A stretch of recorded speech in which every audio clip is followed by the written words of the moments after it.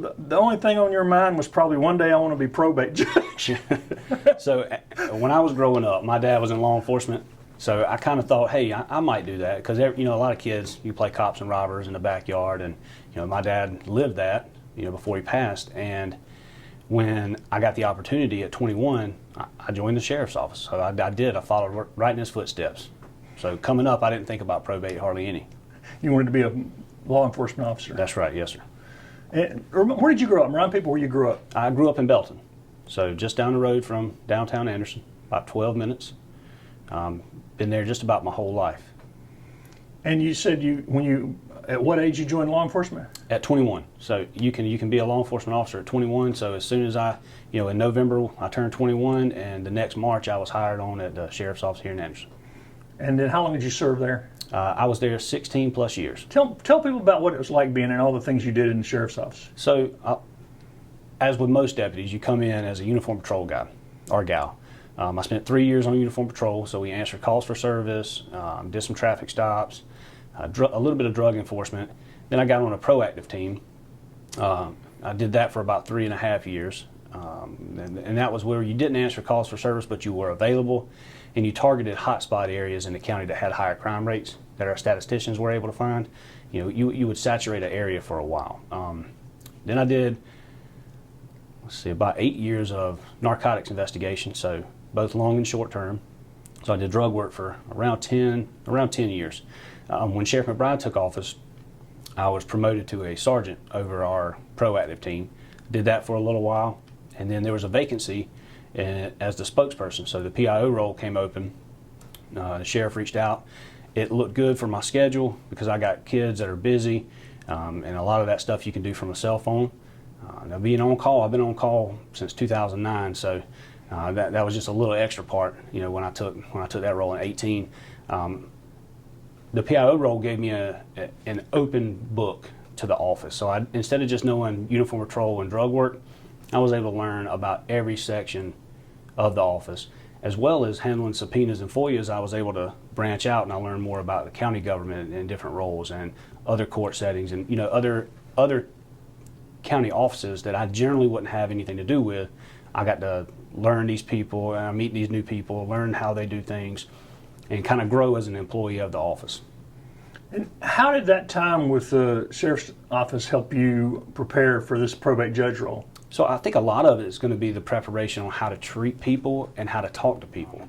As a young deputy at 21, you're talking to people who just lost loved ones, and you're on the scene with them. So you're not in another setting where it's calmed down a little bit. People have their bearings back. You're right in the middle of it. And you have to talk to these people and let them know that, look, you might not like the police or you might not like the sheriff's office, but we're here and we're going to help you the best we can. And I think it prepared me a lot as far as how to deal with issues when they come up in real time. And it's going to help me to connect with the people who need the probate court when they come in. Be more of a connection. Made me a better people person, if that makes sense. And for people who don't know, remind them what probate court does. So the probate court handles all the estates of decedents in Anderson. They handle governorships, conservatorships. They handle all the issues, issuing of marriage license in the county. And they also handle involuntary committals. So whether it be someone having a mental health crisis or a chemical dependency, they handle the involuntary committal part. And you're stepping into some pretty big shoes. Absolutely.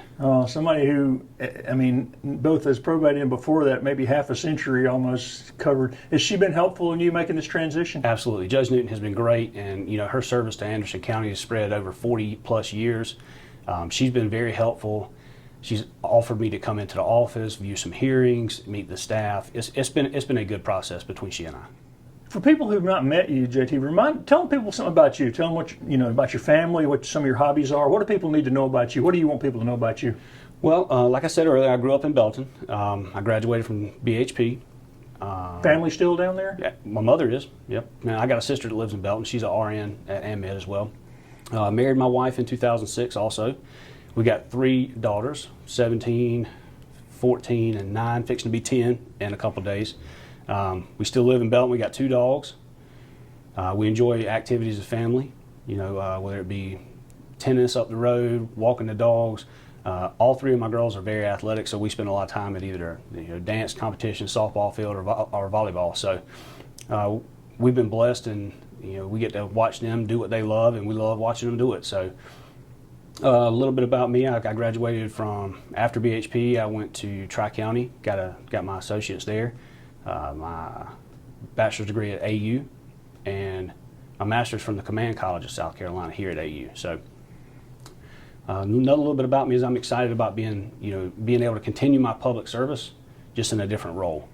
I've done it from the enforcement side. Now I'm looking forward to doing it from a judicial standpoint. I'm excited about the public service aspect.